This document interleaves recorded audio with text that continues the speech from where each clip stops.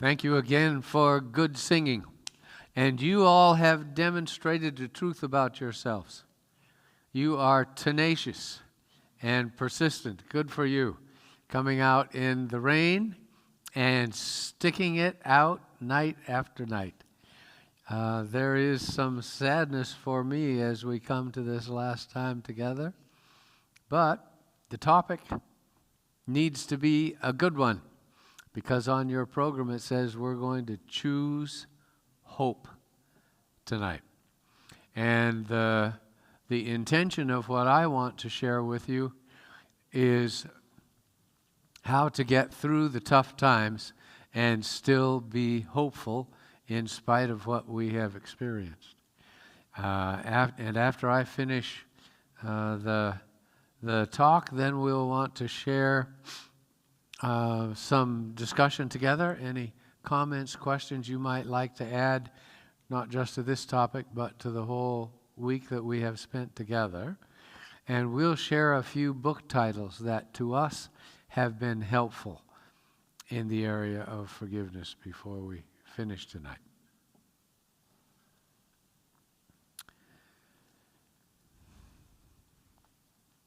I had an airplane ticket on September 12 that was scheduled to fly me from Washington, D.C.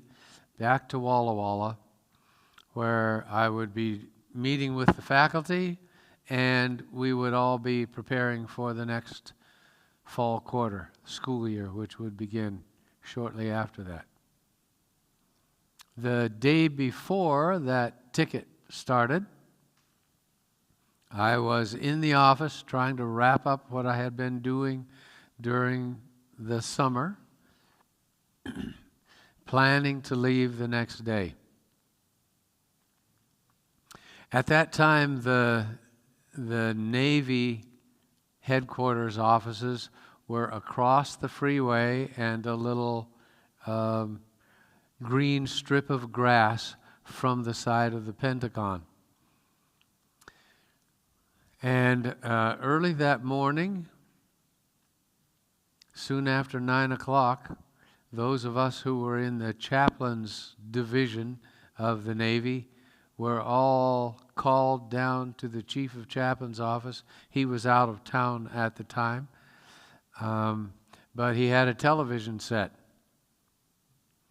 And we were called because CNN was showing live pictures from Washington, D.C., where the first airplane had hit the towers. Oh, sorry. Thank you, Barbara. New York, right? Showing live video from New York, where that first plane had hit the first tower.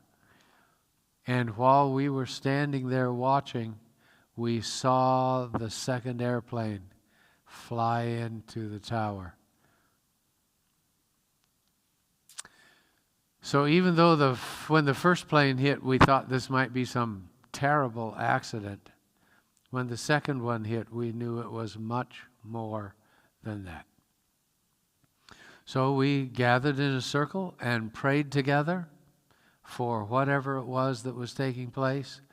And then we went back to our desks. I went to my office and was finishing reports. I was scheduled to report to the director of the Navy Reserve that morning. Kind of was what we in the military call an out brief. So let him know what I had been doing during the summer and kind of what the situation was from my point of view. And while I was sitting at the desk, there was this loud noise that came right over the roof of our building, followed by a big, low, resonant thud. And it seemed strange. It was a sound I hadn't heard during all the months that I had been there.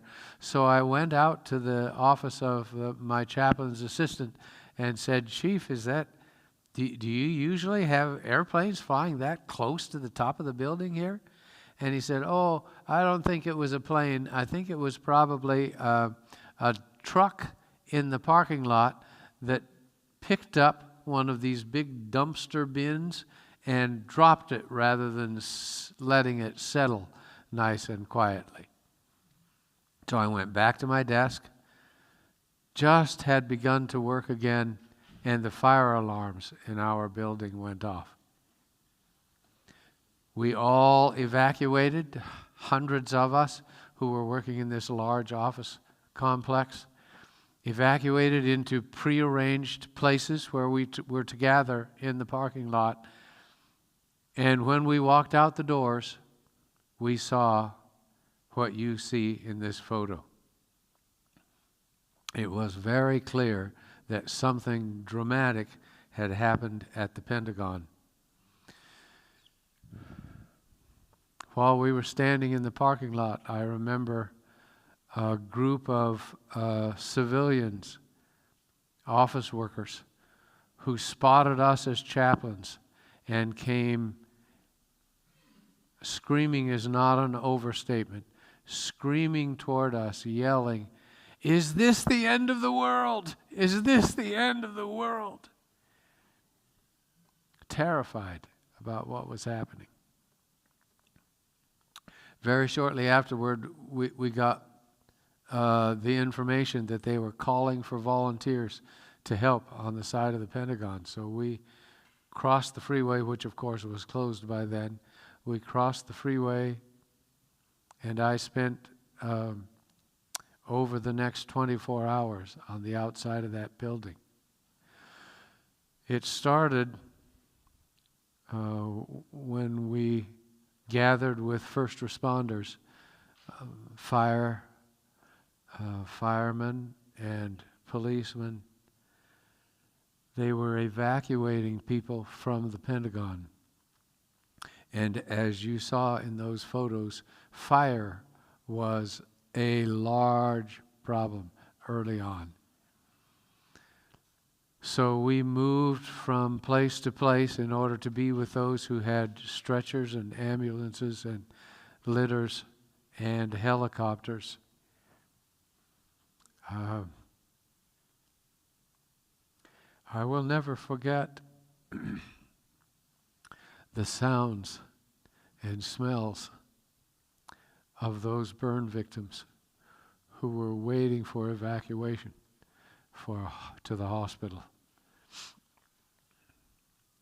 We talked with them as much as they were able to talk, prayed with them, went from person to person, trying to bring comfort. And then in the hours after that initial evacuation,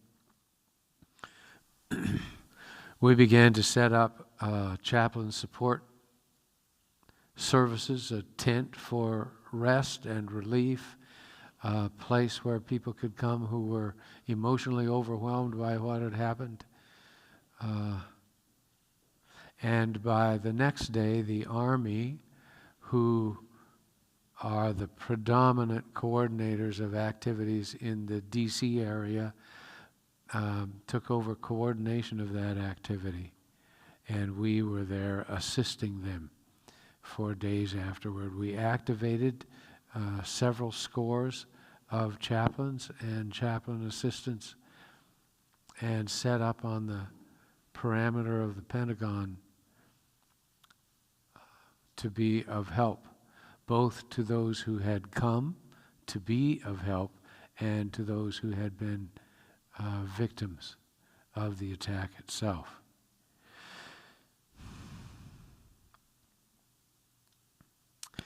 After several days went by,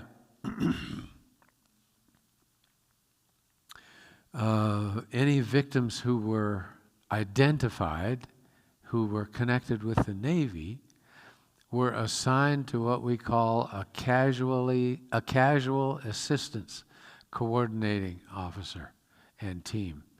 And I was assigned to a family in Virginia. It took 4 or 5 days for us to locate her because the airplane that hit the Pentagon flew right into the side of the building. You can see it partially collapsed here.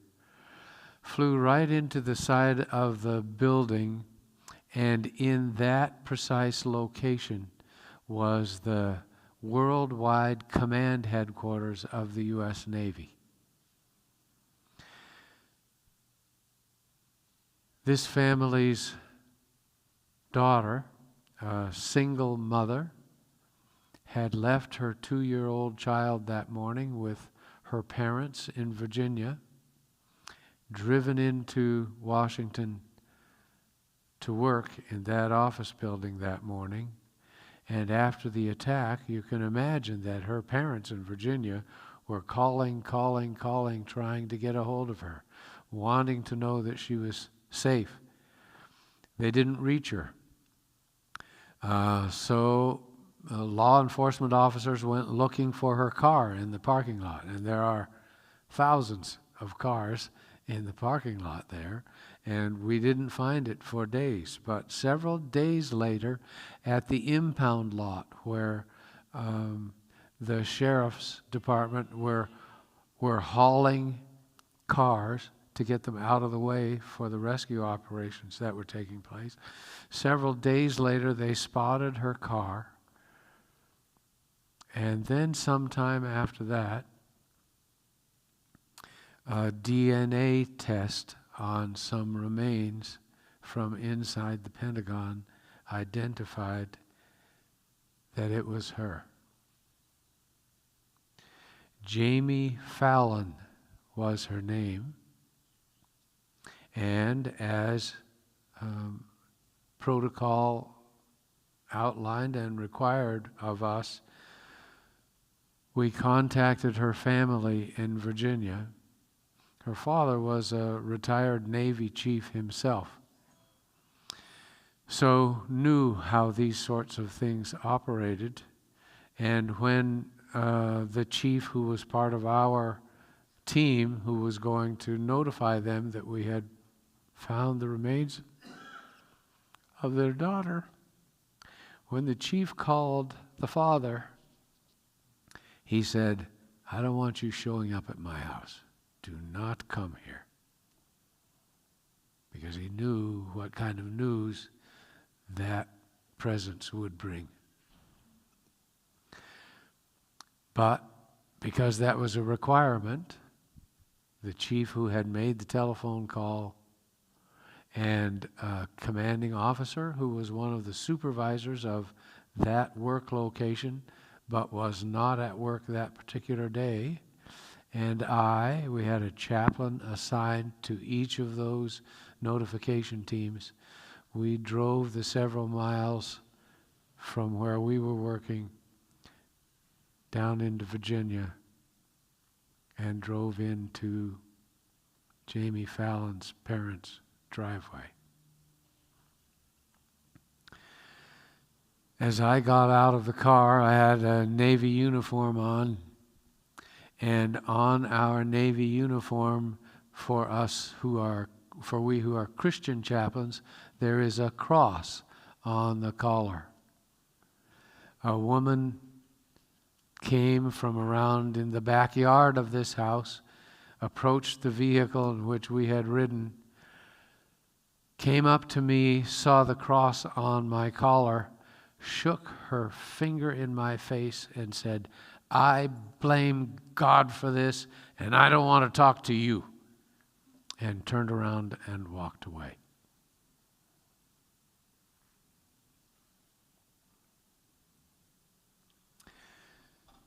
Human beings suffer, don't they?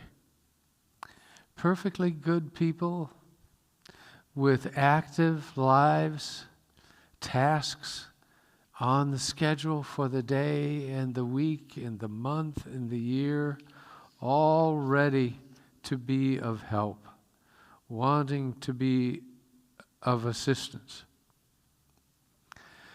Over 200 of them in this building died that day.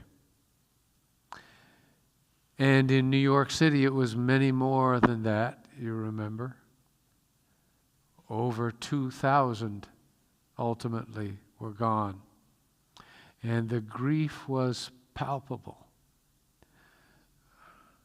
10 days after the attack, I went to New York to be with the religious teams there and encourage them.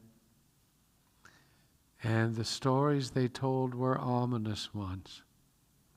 This heap of rubble from the World Trade Center was 10 stories high.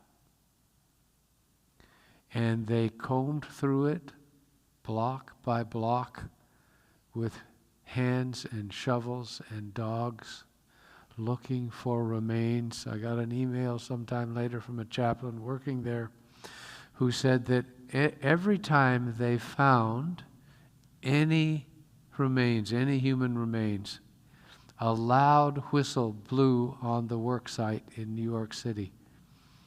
And all the shovels and machines stopped. And a chaplain joined those who had discovered the remains.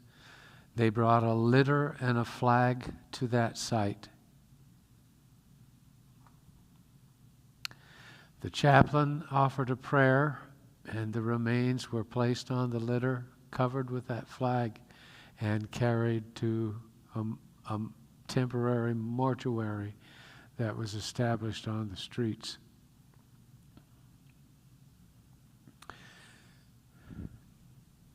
And yet, we think about all the suffering of human beings since then.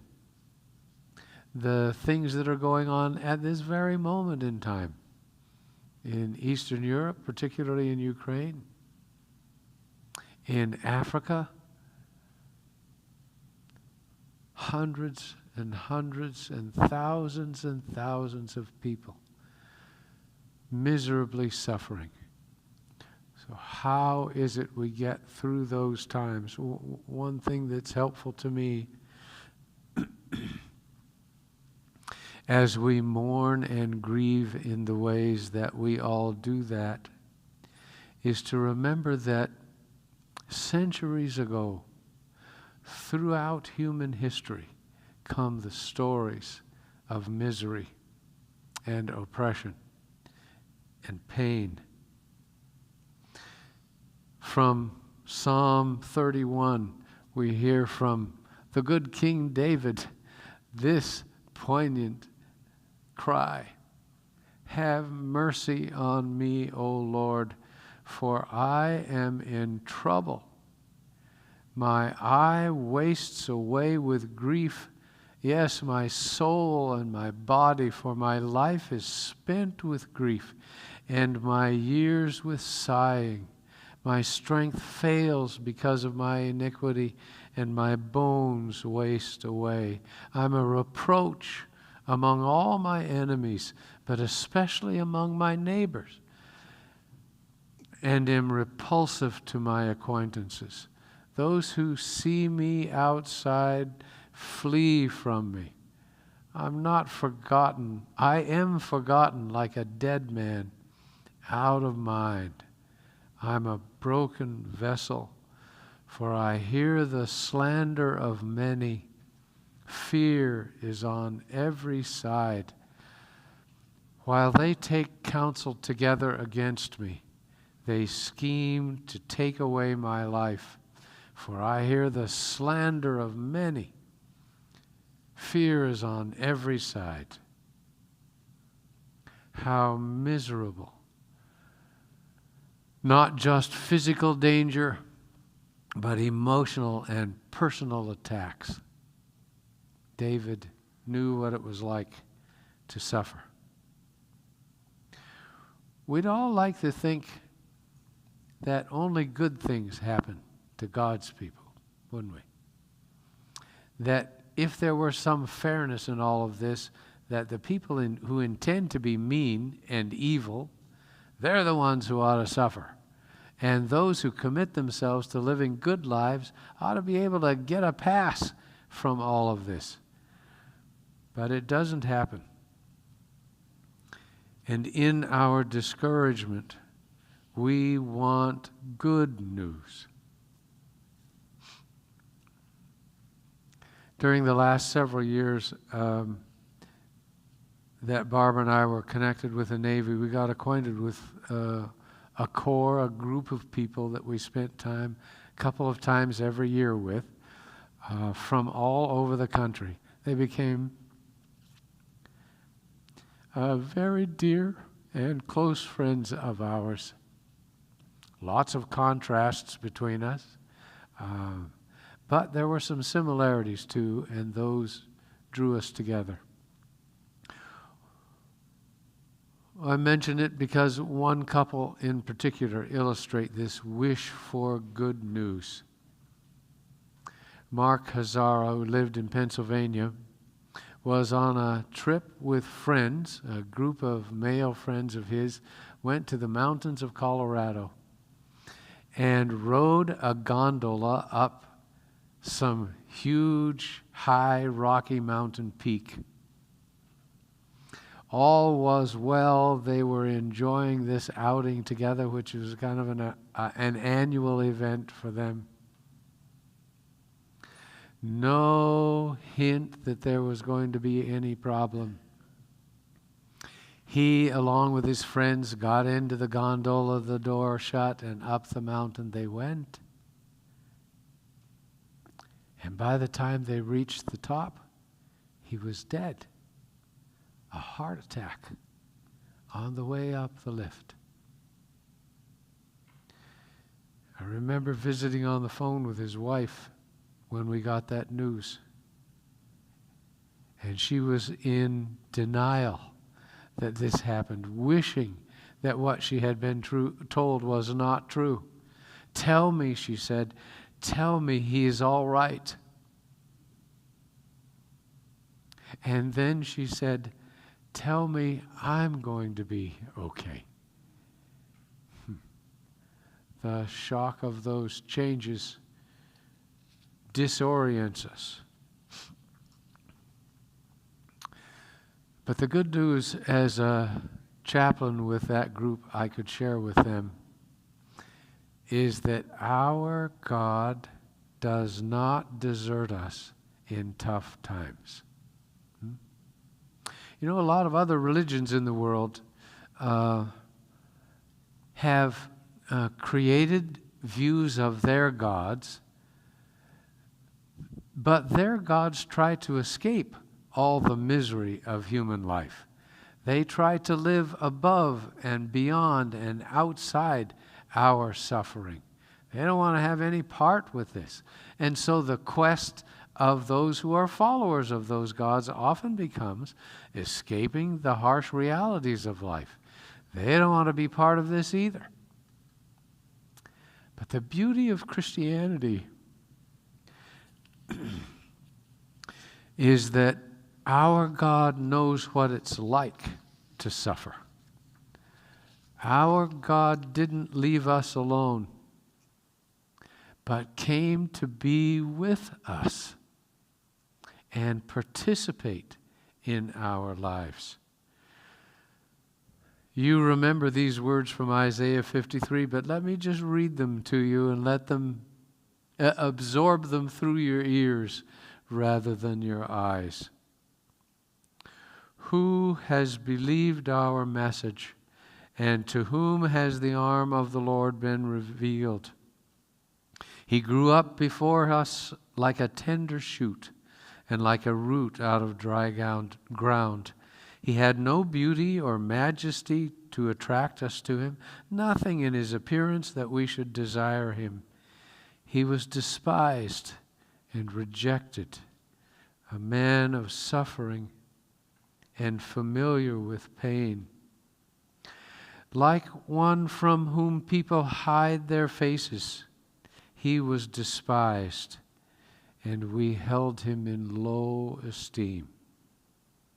Surely he has borne our grief and shared our suffering, and yet we considered him smitten by God, stricken and afflicted. But he was pierced for our transgressions. He was bruised for our iniquities.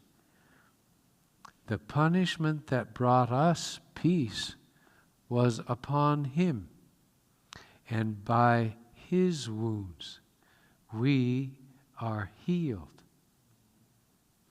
This is quite a different God, one who doesn't shirk or hide, but enters our pain. So that can help kind of bolster us through those miserable moments of human life. So how do we handle these hard times? Let me make two very simple suggestions tonight. First of all, we surrender. Not to any God, not to a remote, indifferent God, but to the God who shows how trustworthy he is by participating in our suffering, by being part of our misery with us. And this trustworthy God gives us a very helpful perspective on our difficulties. That surrender is typified in a sentence from the Bible you might recognize. Does that phrase sound familiar to you? Father, into your hands I commit my spirit. You recognize that, no doubt, as what Luke says were the last words of Jesus before he died on the cross. It's actually a sentence, as you see, from the middle of Psalm 31. Listen to the context of that phrase. Here's how Psalm 31 begins. In you, Lord, I put my trust. Let me never be ashamed. Deliver me in your righteousness. Bow down your ear to me. Deliver me speedily. Be my rock of refuge, a fortress of defense to save me. For you are my rock and my fortress. Therefore, for your name's sake, lead me and guide me. Pull me out of the net which you have secretly laid for me. For you are my strength. Into your hands I commit my spirit. It sounds quite different in that context, huh? This is a refuge, not an abandonment. It's not a sentence of despair, but it's one of hope. This is God rescuing him.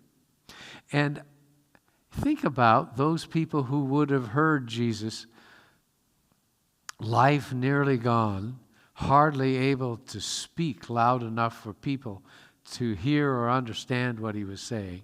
Imagine them hearing that phrase from the middle of the psalm. This was a psalm they sang in worship. They knew this as well as we know some well-known Christian hymns. They would have recognized in a moment the context of that phrase, and they would have filled in the blanks, if you will, and reminded themselves of what Jesus really was saying. He was surrendering himself to a trustworthy God to save him. We do similar things with phrases from hymns. You all have shown us, and I've been delighted to sing with you the whole week we have been here together. And if I sang a phrase or two of songs, immediately your mind would fill in the rest. How sweet the sound that saved, you know the rest? A wretch like me, right? How about if I started singing, on a hill far away? You bet. the rest of it just rolls on out, doesn't it? So, had we been with those Jews on that day on Calvary's Hill and heard Jesus say that, we would have thought of all those wonderful descriptions of the God to whom we look to save us, to take care of us, to get us out of this tough spot we're in. You bet. So, first of all, how do we get through tough times? We surrender to a trustworthy God. Secondly, we comfort one another. The Apostle Paul gives us this second part of our key to success. Jesus' victorious death and resurrection give us hope for victory in spite of our sorrows, and they comfort us in the middle of our miseries. They create a community of those of us who believe similarly, who trust this same God, and it unites us in a way that is comforting not just to one individual, but to that whole cluster of people who look to this God to help us. So in the Fallon driveway in Virginia, that woman who came up to me and shook her finger in my face and said, "I blame God for this, and I don't want to talk to you." She turned around and walked away. So the three of us there in our uniforms were left by ourselves. We went to the door and rang the doorbell, and no one answered the door. And we stood there and rang the doorbell again and stood there. And after what seemed like a very, very long time, a young adult man came to the door and invited us in, showed us to their living room, and we sat down with that young man, just the four of us. And after sitting there in silence for a period of time, another person came, and then another, and another. And after a while, one of them said to me, "Her mother is in the back room. Maybe you could go talk to her."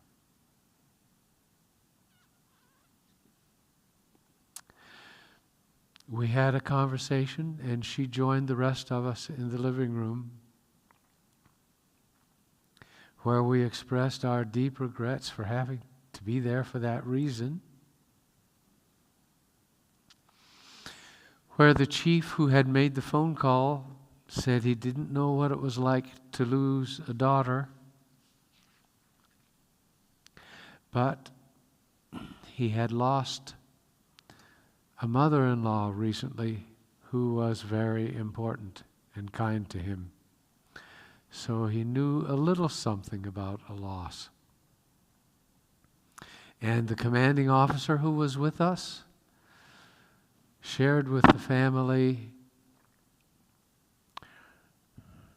that as a pilot, a military pilot, he had had the very sorrowful duty of bringing more than one flyer home in a body bag who had not survived. And I shared with that family that we had some idea of what they were thinking and feeling, because we had lost Shannon just a few years before that.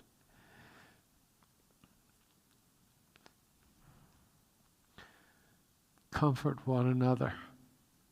By the time we left that house that day, all of them and us were standing in a circle. Our arms were around one another, and we prayed together. Because there is comfort in sorrow, because we stick together.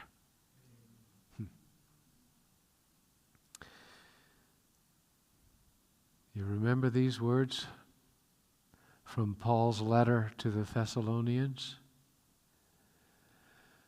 Would you read them out loud with me? For this we say to you by the word of the Lord, that we who are alive and remain until the coming of the Lord will by no means precede those who are asleep. For the Lord himself will descend from heaven with a shout, with the voice of an archangel, and with the trumpet of God, and the dead in Christ will rise first. Then we who are alive and remain shall be caught up together with them in the clouds to meet the Lord in the air, and thus we shall always be with the Lord. Therefore, comfort one another with these words. Not just comfort for the ones in sorrow, but we share this comfort with one another. We comfort each other with what has been an encouragement to us. We suffer together, and we share our hope together. So, forever after, as we think about what has happened to us, we are going to include you in our thoughts, because we have heard some of your stories about how life has been difficult for you, and you have shared our story with us and are part of our company of comforters. And we are grateful for that. We also have another connection with you. Barbara, come.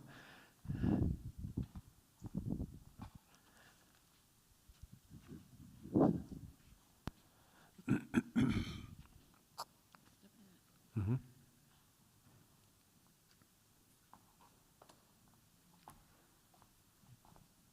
It's on. It's on. Mm-hmm. Well, you see me gimping around, and unfortunately that's because I was clumsy today. But before that, several years ago, actually almost 6 years ago, I fell off a two-step step stool at home and broke my leg badly. And so I needed physical therapy and went to a man that I've known for a long time. In fact, he was a former student at Walla Walla. And when I got there, I was amazed to find Leva. Some of you remember Leva, who came here, and she and Daniel Trethaway met here, married here, and now are back on the West Coast. They've got the cutest little girl you ever saw. So it was fun to have that connection. And when we were coming here, we actually contacted them, or her especially, but them, I guess, and said we were coming to Wildwood. And I said, if I remember right, this is where you met. And it sure was, and brought back wonderful memories for her. Mm-hmm. And they are now, the reason we were in touch with them, they don't live in Walla Walla anymore and haven't since they went to school in Andrews to seminary. But they were assigned to a district where we started pastoring when we were just out of seminary as well. And I helped coordinate some guest speakers for them. So when Daniel became the pastor of that district, he and I are regularly in email touch with each other now. So it was like a very interesting connection for us to feel like we had some kind of roots here, even though we had never been here ourselves. So they send their greetings to any and all who knew them. Yeah, yeah.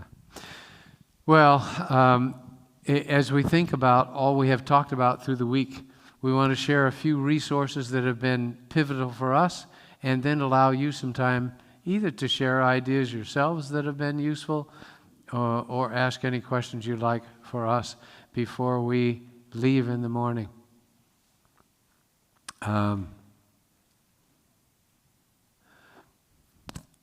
This book, titled I Forgive You, But, is written by a longtime professor at La Sierra University, and it was published by Pacific Press, and is very much exactly what the title suggests.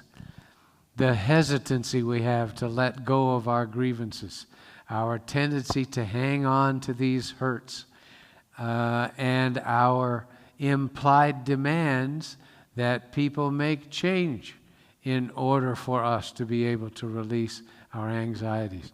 She and a colleague at La Sierra have for several years have been teaching a class to students there on the subject of forgiveness, and for the last handful of years they have invited me to join them on Zoom once during their quarter. So that's one book that has been useful to us. This book, Tear Soup, is especially good, I think, for children, knowing how to deal with loss. It's written by a lady who is a very big part of parents of murdered children, and her son actually was the illustrator of this. They live in Portland, Oregon.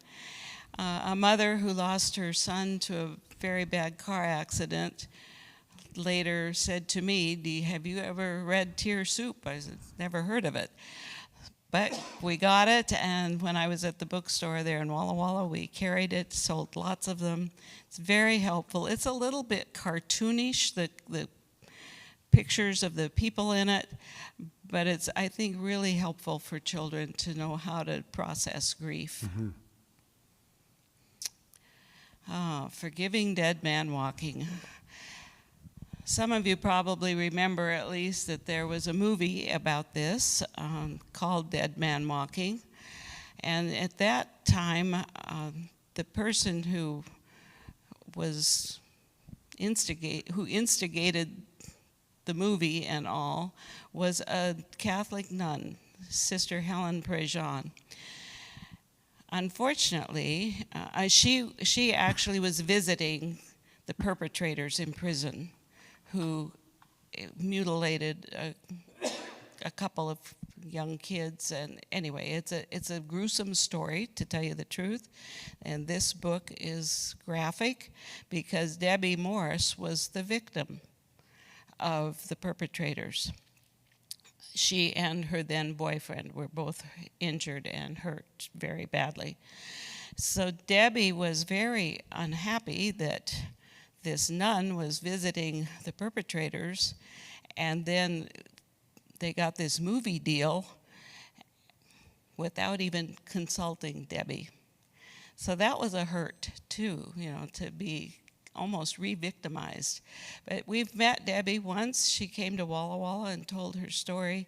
So this book is not for the faint of heart, I will tell you that, but part of it that struck me especially was the people and a whole host of people that she felt she had to forgive.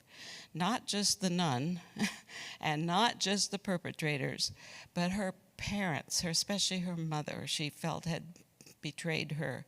And in one spot it says, I had to forgive God. And that really struck a chord with me. Not that I felt God was responsible for Shannon's death, but I could understand why she felt that way. This is the cover. This is the cover of a. This is a cover of a DVD that was made by a man whom you may have heard of, at least. Martin Doblmeier is a religiously based documentary maker. And on this DVD, he interviews a number of people from a variety of religious backgrounds. He talks to a Muslim man whose son had been murdered. He visits with and interviews a Buddhist monk and talks with several Christian people as well. And simply talks about the importance of becoming a forgiving person, and tells the story of this variety of people who were able to do that. I use it as an introduction to my class on forgiveness to college students every year when I teach that course, because it gives a nice overview of the whole topic, introduces you to some key people in this field, and is very well done. This is one of several books written by Fred Luskin. If you have great memories, you might remember that that was one of the names early on this week that we talked about as being a researcher in the field of forgiveness. He developed a forgiveness institute in Central California, has done research in this field for several years. I like this book because it is early on and gives a good overview and some beginning steps on the process of forgiveness. He's written several more specific ones now. For example, forgiveness for marriage couples, where there are difficulties in relationships, those kinds of things he has elaborated on. I'm going to talk a little bit about this book. It's a very small book, easily read, not complicated. It was written in the 1940s by a British pastor during World War II. So this was during the Battle of Britain. So he was having parishioners being hauled off to war, and it seemed to him that from week to week he was speaking on the weekends during worship services to more and more orphans and widows. And they were having a terrible time coping with this. So the question of where is God and why isn't God doing something about this was the focus of 3 sermons that are published in this book. The basic outline of his approach was to say, God didn't intend for any of this to happen. This was not God's original plan. So that sermon is about the intentional will of God. He had another sermon on what God's ultimate solution to all of this is going to be. At the very end, it's all going to be fixed and taken care of. And that chapter is titled The Ultimate Will of God. So you have bookends on the 2 ends of this discussion of his. God didn't intend for this to happen from the beginning. God's going to change it back to what he originally intended at the end.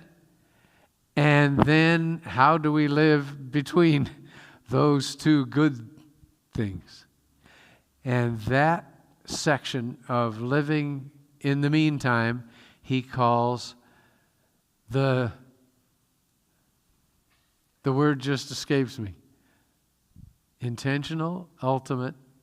At any rate, it's the current time. How do we live in the meantime? Under this, God's circumstantial will is what the title is.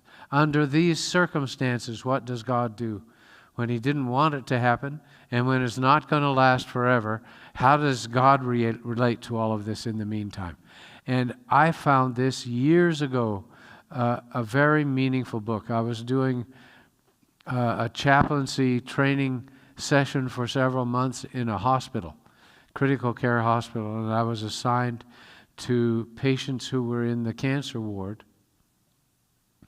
There was a man in his 30s who was dying and leaving little children and wife who were coming to visit him regularly. And in my frustration of trying to deal with that and be of support to this family, my chaplain supervisor introduced me to this book.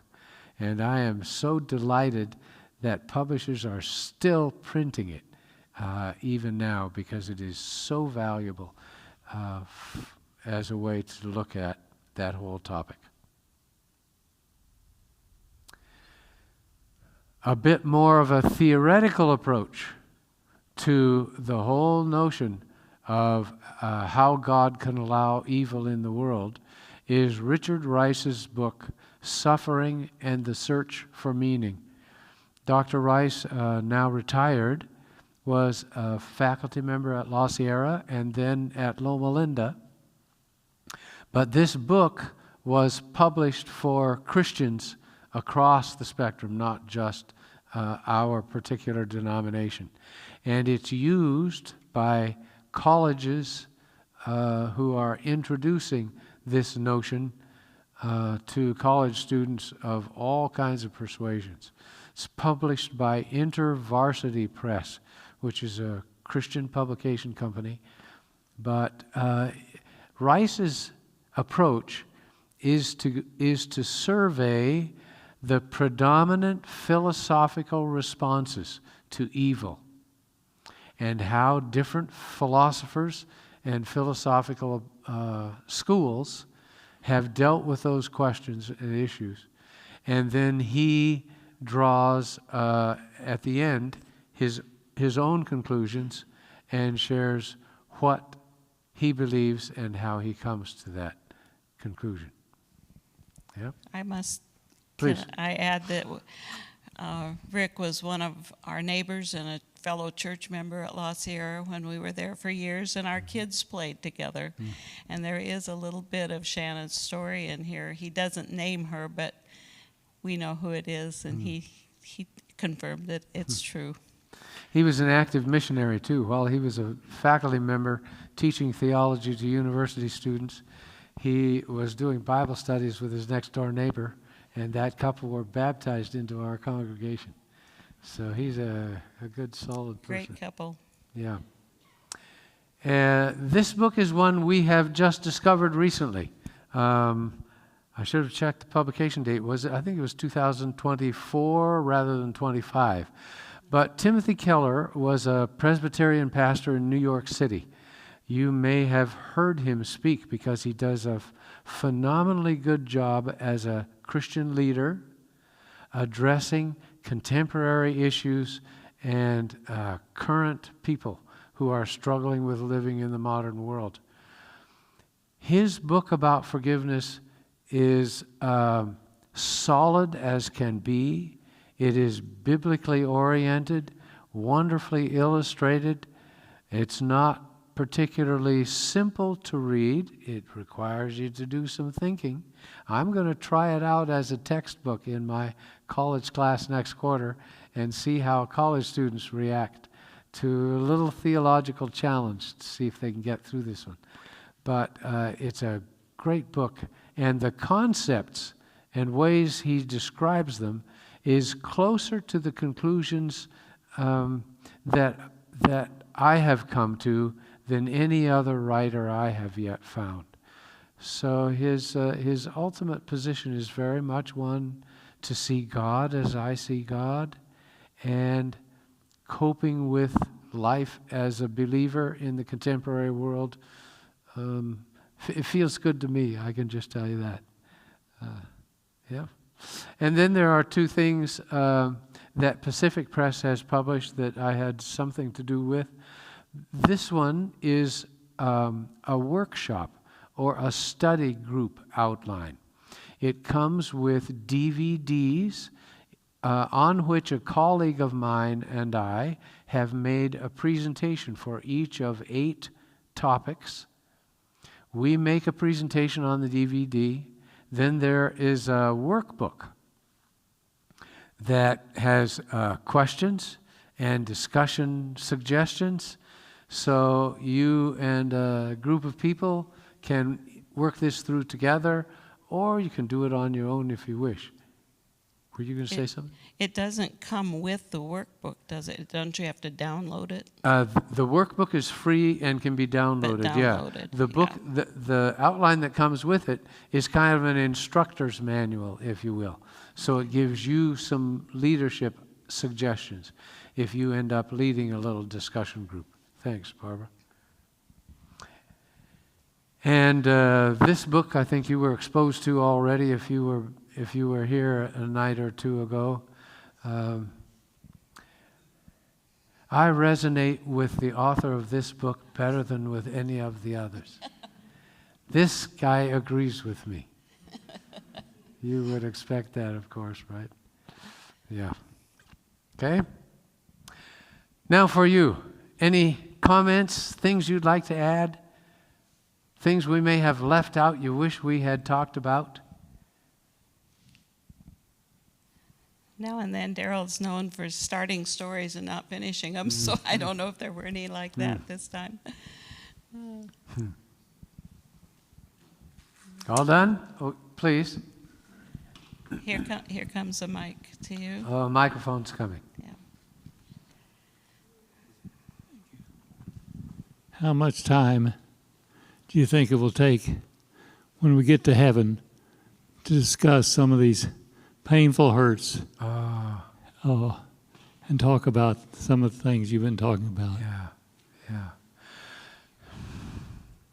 You hear the question? How much time is it going to take to overcome this and heal in the long term? I have confidence in Paul's articulation of the promise that in the twinkling of an eye, at the last trump, we will be changed. So on the one hand, I don't think it's going to take very long because God's supernatural intervention will be there in the second coming already. On the other hand, He does give us 1,000 years to get used to things, right? Kind of reorient ourselves and feel into that. One of the lessons that I'm taking away from our time with you is how your comments and questions jogged me to realize that even though I don't carry the knot in my stomach or burden about Anthony around with me anymore, when I get to heaven, I will want to hear his story of conversion and change before I give him a hug. So I'm going to appreciate a little adjustment time. Yeah.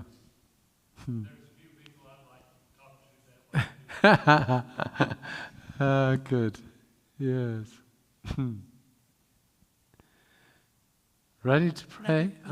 Another one. Here and here. No. Just a question. So, even pertaining to suffering or to calamity, like, say, I know it's very important to hear people's stories, and I guess the question is, how do we support them?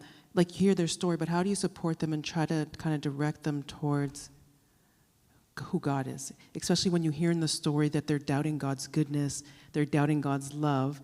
And I know that's not the time to do a Bible study per se, but what are some of the approaches that you can kind of transition so that at some point maybe you can start discussing that? I don't know, do you ask them questions to kind of see where they are? How do you just kind of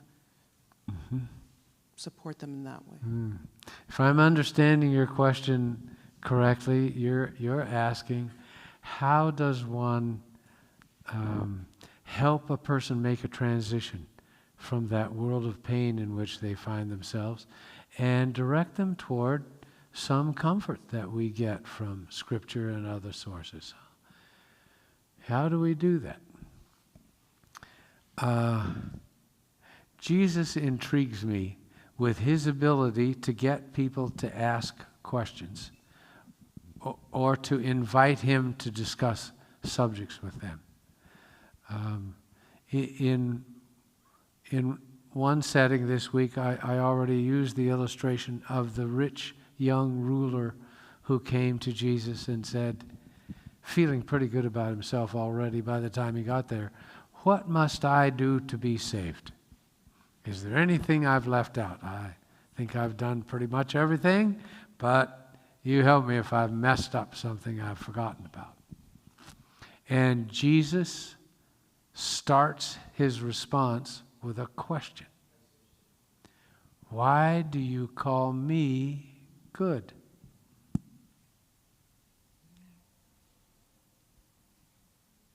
And if you think about the meaning of that question for even just a few seconds, you recognize that only God is good. So was Jesus wanting to suggest to this man that the man see Jesus not just as Jesus, an erudite rabbi, but as God? But then Jesus didn't press him with that. He went on to answer the direct question the man had asked. So when I'm alert enough, I find it most useful to ask questions, to encourage them to talk some more, or to ask them, have you ever thought about, and make a suggestion. Have you heard such and such an idea? So that it's a way for them to explain more about themselves rather than be talked down to by someone who's pretending to have the answers. That's the one up, one down relationship we want to avoid, huh? So we want to be partners with these people with whom we discuss things. And it's tricky. It is, as the chaplains and I have spent some time together, and we agree that working with people is an art more than a science. All of you who are helping people know that that's true, huh? We kind of learn by doing it, but that's the thing that's been most helpful to me. Now, there may be some other ideas that others have found helpful as well, but I try to use more questions and fewer answers anymore. Where? Please. Do you have a mic on the back row? Thanks. On the back, on the side.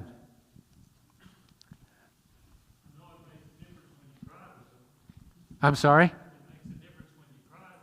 Oh, it makes a difference when you cry with them. Oh, very good point. Yeah. To identify with them, huh? To be one of them. Thank you. So I have two questions. The first question is, do you forgive and forget?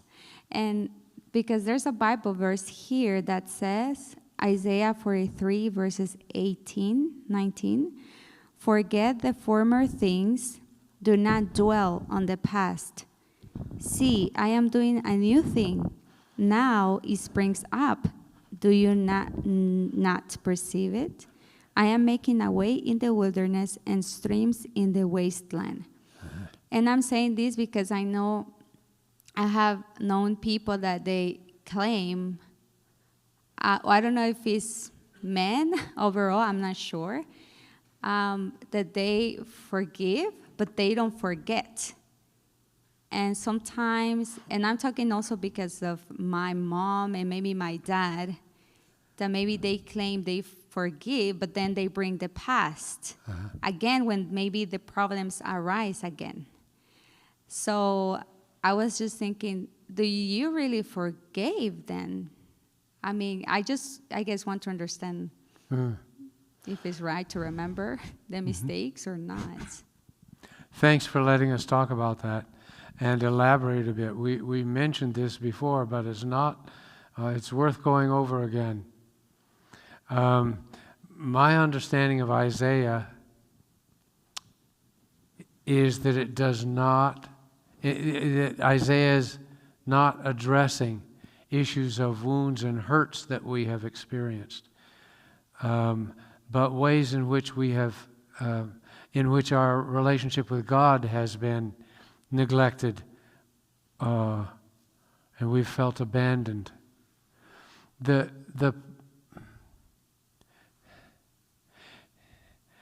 There's a sense in which we can forget the wounds of the past, but still hold the perpetrators responsible. So, for example,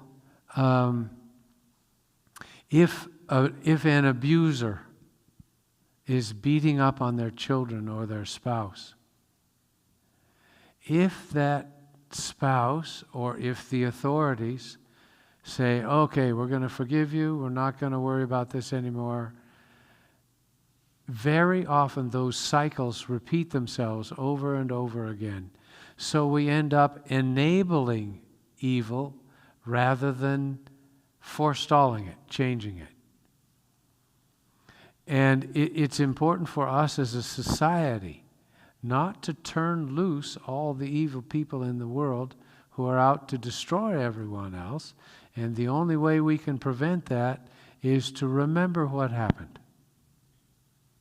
So remembering, I think, is important. On the other hand,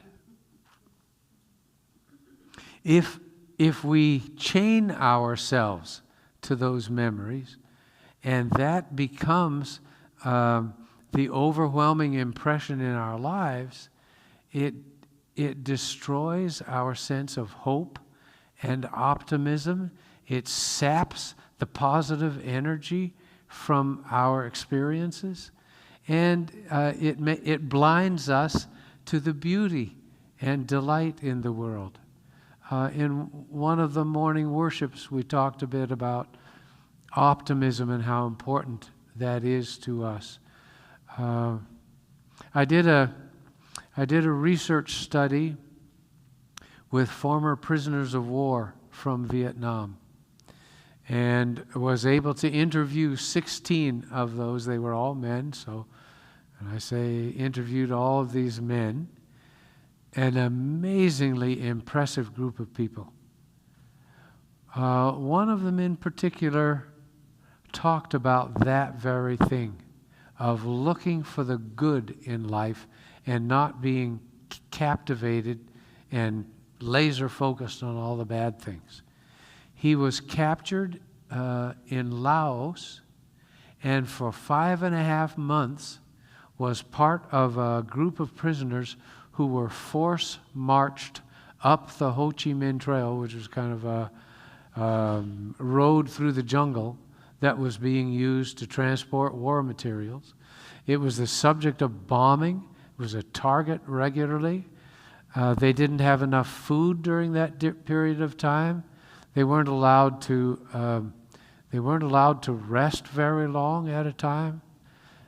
They were not allowed to clean up, shave, nothing. They were just miserable. And many of those prisoners died along the path.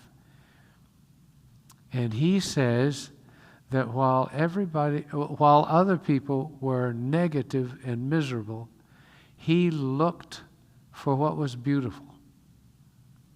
The scenes in the jungle, the mountains jutting up into the sky, captured his attention. And he chose to interject a sense of humor into that misery as well. So he said, while other people were cursing and miserable, he was telling jokes just to make himself laugh, because he was determined not to be chained to that misery. So yes and yes for me. There's a sense in which letting go of the pain is important, but in order to hold perpetrators responsible and restrain the forces of evil, we need to intervene with that as well. And that requires that as a society we remember what those things are. Let me say one more thing before I forget this one. There is a person, an anonymous person, so there's no name attached to this that I've been able to find, that says something close to, those who refuse to heal hang on to the pain because it's the last part of what they have lost. Do you capture that? Refuse to heal because the pain of your wound connects you to what you lost. So there's a sense in which we become willing to let go of our own hurt and say, I'm not going to carry this with me anymore. Yeah, sometimes I wonder if it's also pride on the way that doesn't allow people to actually forgive, and then they can excuse themselves, saying something else. I believe personally that pride gets in the way, and it's not actually pain, Anyways, but the second question that I have, so what happens when you forgive someone? Actually, you were not at fault, right? And you ask for forgiveness because you know that's the right thing to do, even though you were not at fault. But that individual didn't accept your forgiveness. I mean, they just didn't. They didn't never return the same feedback from you. They never apologized. They never said anything. They always thought they were right. And therefore, the relationship was broken. What do you do in that case? I guess as a Christian, do you keep pursuing, for, I don't know if I should say full reconciliation, even though you try your best? Or should you leave it as it is? Because you also know that friendship is not, how can I say this word? It's not healthy. I hope that makes sense. Mm-hmm. Do you want to talk about that? Okay. You got to sit? Do you want me to help you? Okay. Several things come into my mind when you describe that very difficult reality.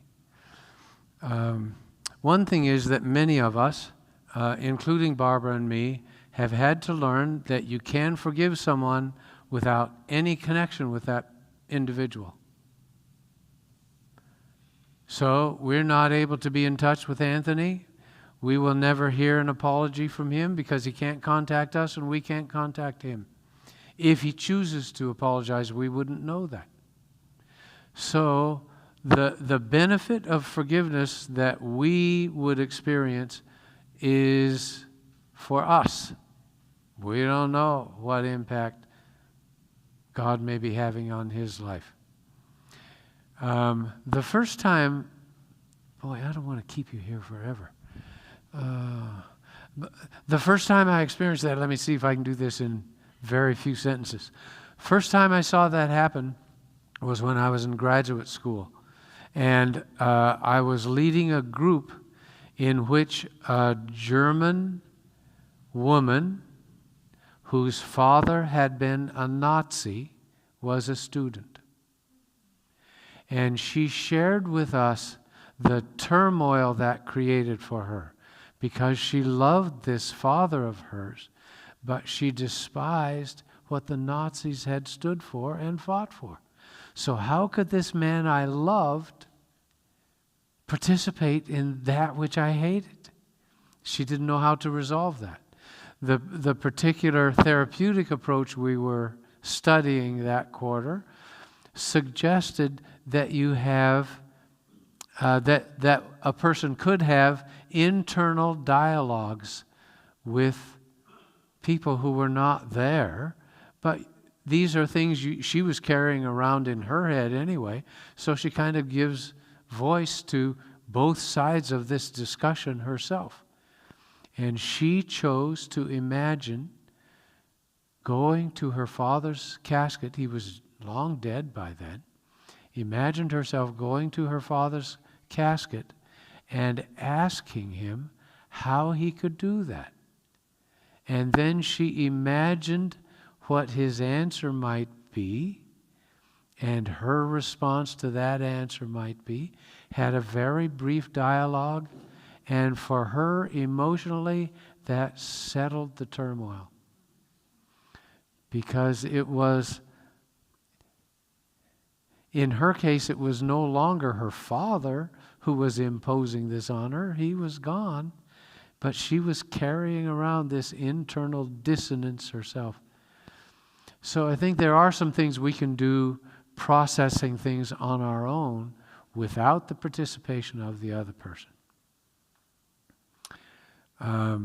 Some other religions have certain views about how forgiveness has to take place.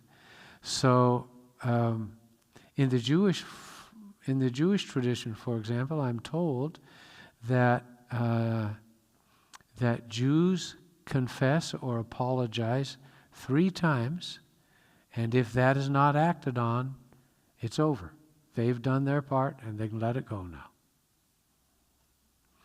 You have a chaplain here at Wildwood, Ishmael, who has a wonderful story about an apology when we would say, I think, that he's not the one who deserved to apologize.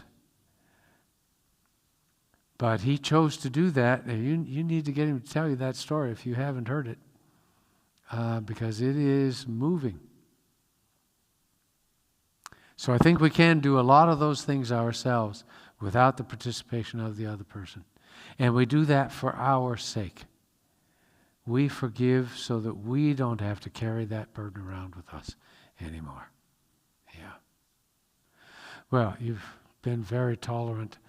Let's take this question. I'm willing to stay. So if others of you have more things you want to talk about after this, I'm happy to stay and do that with you. But we'll take this one as the last official one. I'll have a benediction and we'll officially close, okay? Please. Okay. I don't really have a question. I have just a comment. Please. That, I've been watching this since Friday night and this experience, and I realize that you have gone through a very transforming experience. And even though on the surface it appears to be tragic and terrible and hard, it's going to result in an eternal weight of glory. And there was a book came out when I was in college called The Medium is the Message. Mm-hmm. And you are the medium, and your words have not been the message. Your whole presence has been the message. Such that usually when we come to a seminar, we learn intellectual things. This has been an emotional experience that I think will stick with us, the ones who have come. And I hope the ones who weren't able to come can watch it later. We really appreciate it. Thank you. You're welcome.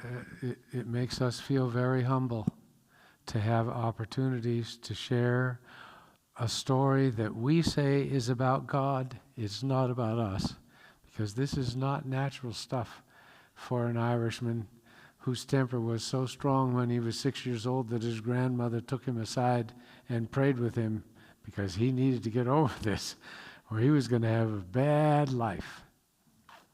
And God does wonderful things for us in spite of our natural inclinations.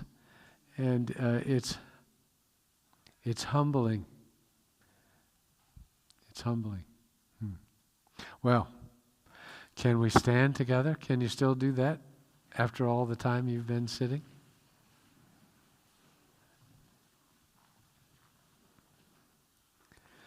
Lord God, May the grace by which you have reached out to us through Jesus, may the love which prompted that gift to us, may the presence of the Spirit in our lives, hour by hour, day by day, carry into our experience all that you offer to us. That's my prayer for each one of us here tonight. In the name of Jesus, we are grateful. Amen.